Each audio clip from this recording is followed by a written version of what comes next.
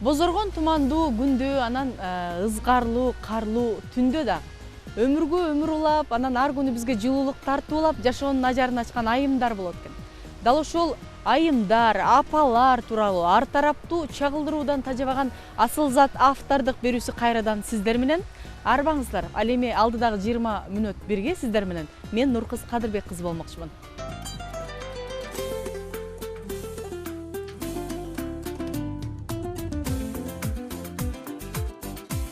Каримова Рахат Абдулдабековна, кесиби боюнча судья, Учурда облустук сотунун төрагасынын орун басары.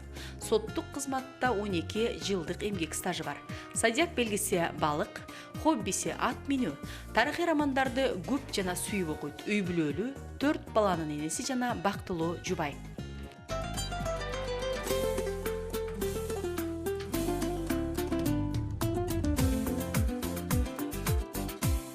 Жумушка баш багып кирип барсак эже сот процессинен кийин түштөнүү учурунда экен. Кызыгы чай ичүүдөн мурун могул алсыз жандууга жем берип жатыптыр. Эми иш убактысы биздики процесс башталып калгандан кийин байкын орто жолдо үзүп, обед убактым болуп калды, тынык убак деп кетип кала албайсың. Демек, кээ бир учурларда ошону акырына чейин бүтүргөндө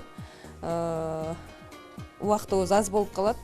Ошол учурда бул жерде тамактанып калышыбыз мүмкүн. Кийин дем алганга дагы убакыт аз болуп калат. Ошол моментте гүлдү карап, гүлдөрүмө карап, балыктарга жем берип, ушул байкы дем алуу мүмкүнчүлүк өзүмө ушул жерде кичине шарт түзүп алгам. Көрсө Рахат айымдын иш кабинетиндеги бул балыктар сот айымдын колунан жетилген жалгыз жандуу эмес экен.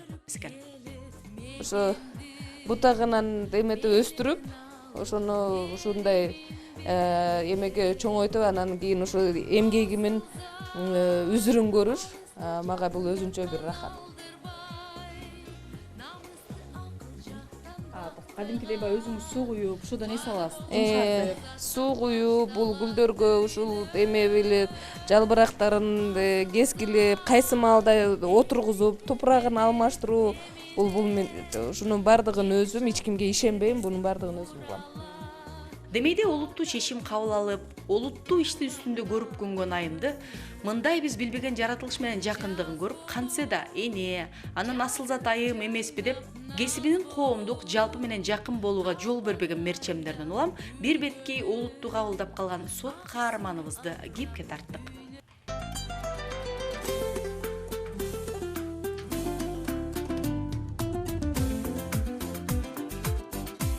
Төрт баланын энесимен, ошо 4 баланы өстүрүп, ошол эле учурда карьера кылууга биринчи эле бул жолдошум туура түшүнүп, ошо карьерага мүмкүнчүлүк шарт түзүп бергенге аракет жасады. Ал эми негизгиси апам, бир туугандарым ошо балдарыма багышып, ошо менин ишиме жолтоо болбош үчүн кээ бир учурларда ошо айылга алып кетип деле багып жүргөн күндөрү болуп жүрдү. Андан кийин чоң кызым, улуу кызым чоңоюп калып, кийинки кичинекей бөбөгүмө чоң кызым карады. Айтсаңыз да, баягы айымдар негизи өзү табиятынан назик келет. Сот олуттуулукту талап кылган кесип. Сот болууну бала кезден эңсегенсизби, же соттук кесип сизди тандадыбы? Балалык кезимде ошо Турсун Аламбекович деп биздин ардактуу ардагерибиз бар. Ушул киши Нокен районунун сотунун төрагасы эле. Ал кишинин баскан турганын көрүп, коомдогу болгон ордун көрүп, жана Светлана Калдарбековна деп исполком болгон аял бар эле. Ал эжени да көрүп, андан кийин исполкомдон кийин ошо сот болуп кеткен, ушундай мыкты инсандар сот болот турбайбы деген ойдо. Ошо бала кезимден ушулардын жолун бассам деп ойлогомун. Биз баарыбыз эле ойлойбуз да, соттор ушул кабинеттен эле чечим чыгарып, анан булар дайым эле булар олуттуу мүнөз күтөт, катуу мүнөз күтөт деп, анан сиз деген аялсыз да, энесиз да. Мындай үйдө жүргөндө тамак жасап атып, балким балаңыз менен отуруп, эс алып атып, сот процессин ойлонуп, да кандай болот экен, эмне кылсам жакшыраак болот деп ойлоносузбу, же иш, үй деп бөлүп алгансызбы?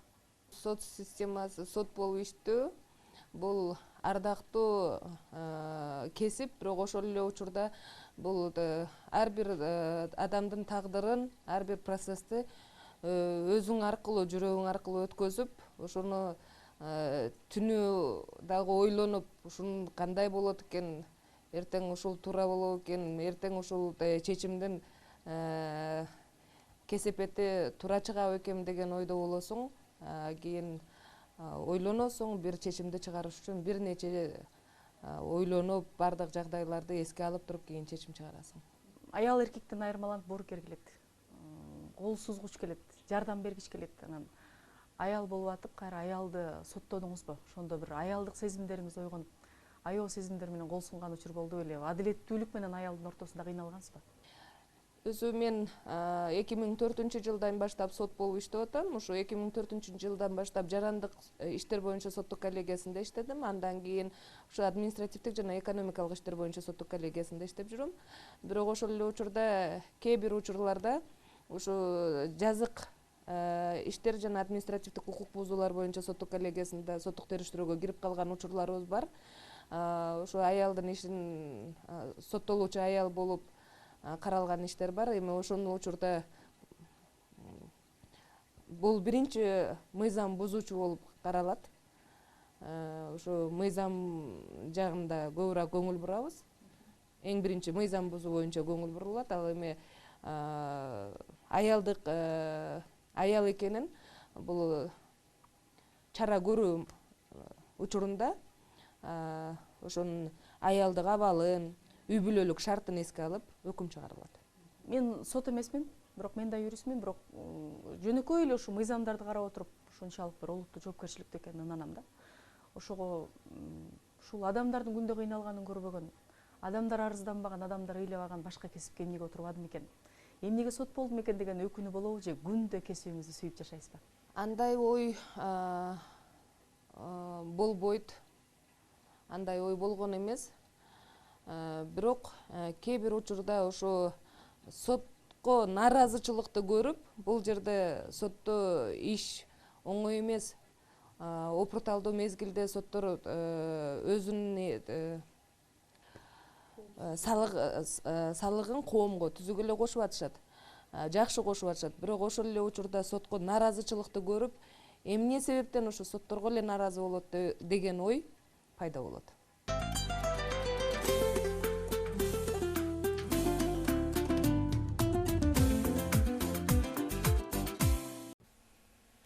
Негизи билим тозбостон деп эсептеген айым буга чейинки Ош мамлекеттик университетинин юридика факультетинде 10 жыл, ал эми Кыргыз мамлекеттик юридикалык институтунда дагы 5 жыл мугалим болгон Насилине таянып китепти көп окуйт. Биздин кесибибизде өзү китеп мыйзам, ар дайым мыйзамдарды карап, ошо мыйзамдын негизинде чечим чыгаргандыктан ошо китеп көп карайбыз. Ал эми өзүмүн ошол эле бош убакта мүмкүнчүлүк болгондо тарыхый китептерди окуганды жакшы көрөм. Ошол себептен ошо мындай мүмкүнчүлүк аз, бирок ошол эле учурда ошол бош убакыт менен пайдаланууга аракет жасайм.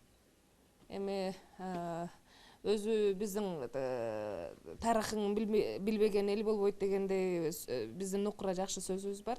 Кийин ошо кыргыздын тарыхына көп көңүл бурам. Кийин акыркы окуган китебим бул Батыр Шабдан менен Атилла Батыр болду. Ошол именно кыргыздар кай жактан баштап түп тамыры тамырлашкандарын көрсөтүп, ошол бул инсандардын кыргыз болушуна салган салымдарына көңүл буруп, ушуларды көрүп, балдарыма ушул батырлардын мисалдарынан балдарыма өстүрүп, балдарыма ошо тарбия бергенге аракет жасайм. Соттор мыйзам менен алектенип, соттоо иши менен гана алектенбестен алар дагы эс алат, алар дагы ийгиликтерине кубанат деп сөз баштаган Рахат эже төмөндөгү сыйлыктары тууралуу сөз бөлүштү. Бул кубок ошо өзүбүзчө жарыш жарыялап, жылдын жыйынтыгы менен биздин административдик жана экономикалык иштер боюнча соттук коллегиясы мыкты коллегия деп жеңүүчүсү болуп табылганбыз. Иштин ийгилиги бул жарышта да орустар айтмакчы здоровый конкуренция. Ошол себептен бул жарыш болот. Ошо жарыштын жыйынтыгын көрөбүз, сүйүнөбүз, кубанабыз. Негизги кесиби менен таанылган ошол ишин жакшы билген телекөрүүчүлөргө Рахат айымдын жеке жашоосу кызыктууго деп кошо бир күн жашоону чечтик. Жумуштан соң кадимки башка энелердей эле кызын бала бакчадан алат.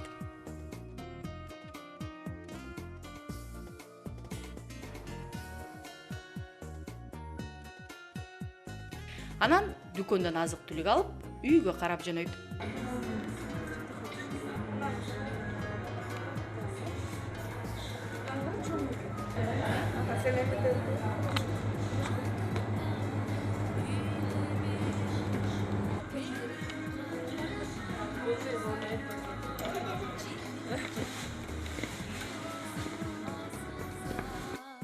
Мынтип жакшы эне болуу жоопкерчилиги боюнча сураганыбызда, апам менин бул жаатта мугалимим, азыр да кеңешчим, саяпкерим деп жооп узатты. Эне менен баланын ортосундагы ыйык сезим бул эми айтылбас сезим да. Кийин ушул мүмкүнчүлүк болгондо апам менен тоодо, тоонун кызыбыз экөөбүздүн тоодо айтар сөзүбүздү, оюбузду ушул жерде табабыз. Ошондуктан тоого чыгып, таза аба, бийиктик ушуларды көрүп дем болот мага жакшы. Эс алам. Жанымда энем болсо өмүр булагым.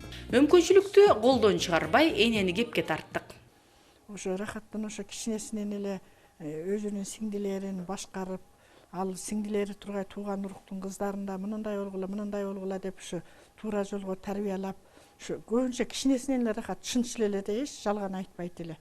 Анан атасы дагы эрте өткөнүнө байланыштуу баягы турмушта мага кошулуп ушу бир мен ишке кеткенимде ушу балдарды көбүнчө кыздарды ушу Рахат карап, ошол дагы Рахаттын ошо кийинки мындай аябай тыкан болуп, анан бардык ишти жакшы жасаган ошолор дагы жакшы түрткү берди деп ойлойм. Көрсө жетекчи болуу, чечим кабыл алуу Рахат айымдын үй бүлөдөн калыптанган турбайбы? Рахат кичинесинен эле ошо сот боло турган мүнөзү бар эле.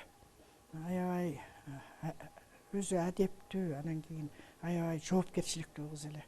Бир нерсени мындай жаса десең, ушул өзүңдүн айтканыңдан дагы ашыкча жасайт эле.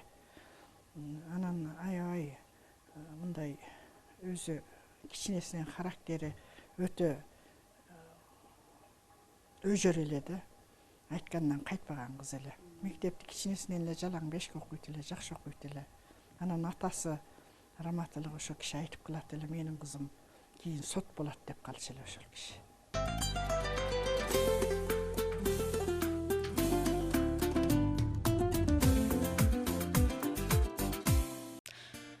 5 жолу төрөп, эне болуп, 5 бир туугандын улусу, анан 12 жыл сот болуп, чейрек кылым кадырман жубай болгон каарманыбызды көп тармакка үлгүрүп, жаш сакталуусунун сыры бул спорт. Эс алуу күндөрү балдар менен, үй бүлө менен болгонго аракет жасайм. Ошо балдар менен кыштын күнү тоого чыгып, лыжа тебип, башка болгон күндөрү бош убакта ошо спортзалга келип, спортзалда машыгууну жакшы көрөбүз үй бүлөбүз менен. Машыккандан кийин кайра күч, дем берилет. Жакшы дем менен эртеси күнү кыйналбай жумушка турасың.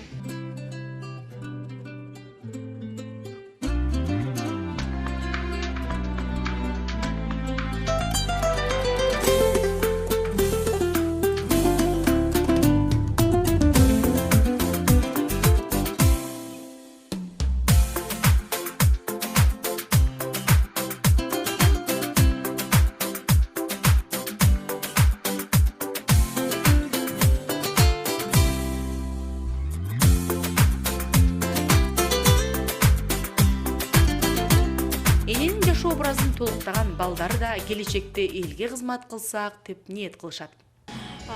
Апам жаш аял, күчтүү, аябай эмгекчил. Апам аябай кандай десем, ар жактан бар да. Үйдө десе тамак жасагандан бар, үйдө иштегенден үйдө иштей үйрөтөт бизге. Көчөдө кантип алып жүрүштү да үйрөтөт. Бизге спорт залдарга тоого алып чыгып, лыжа тептиргизет.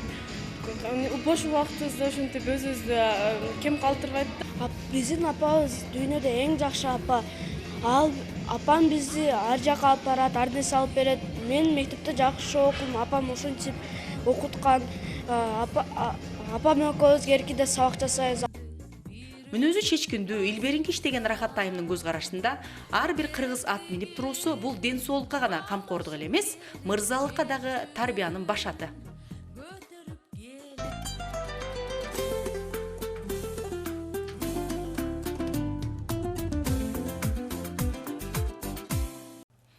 Аялдык бакытты карьерадан эмес, баланын күлкүсүнөн көрөм деп кес айткан айымдын каалоолору да биз үчүн кызыктуу. Биз эми баягы романтик болобуз. Жомоктогудай, Пушкиндин жомогундай алтын балык кармап алсаңыз, үч каалооңуз. Биринчи эле заманыбыз тынч. Ушу мамлекетибиз өнүккөн мамлекет болуп, анын ичинде менин үй бүлөм, бала чакам, тууган уругумун ден соолугун тилемекмин. Экинчисиден ушу сот реформанын акыры бүтүшүн жана ушу жарандар мыйзам сыйлоосун. Ал эми үчүнчү өзүм ушунча жыл иштеп, ушул сот системасында абийир тапкан, кадыр баркка ээ болуп, ардактуу ардагер болушту эңсемекмин. Рахат айымдын көз карашында аялдык бакыт деген эмне? Аялдык бакыт бул сенин балаңын күлкүсү деп ойлойм. Жок. Эч бир энеге балам деп ботолотпогондо эңсейт. Рахат айымдын учурда соттук менен катар коомдук башталыштагы аял, коом, ал аркылуу балдар өзгөрсө деген ниеттеги иштери да бар. 2015 жылы ошо аялдар соттору арасында ассоциациясы түзүлдү. Кыргызстан аялдар сотторунун ассоциациясы деп. Ал жерде бүгүнкү күндө 50дөн ашык аял бар. Бул дүйнө жүзүндөгү ассоциацияга мүчө болуп кирдик. Кийин негизги максат ошо гендердик саясат бүгүнкү күндө иштеп, ошо чындыгында ошо аялдарга ошо карьералык өнүгүүсүнө, өсүшүнө демилге түзүп, ошого жардам берүү негизги максат коюлду.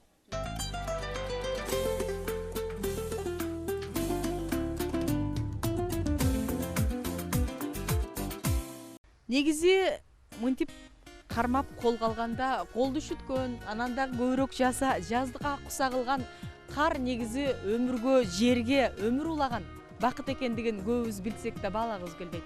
Анын сыңарындай аял да калсыз деп эсептелинген менен коомдогу негизги күч. Бүгүнкү программабызды жыйынтыктап жатып айтарыбыз, аялдарыбыз аман, алардын турмушунун ажарына чыккан мырзаларыбыз, жигиттерибиз анан балдарыбыз дагы амандыкта, жакшы күндө көрүшүп турсун деген ниет менен программабызды жыйынтыктамакчыбыз. Кайрадан көрүшкөнчө сак саламатта туруңуздар.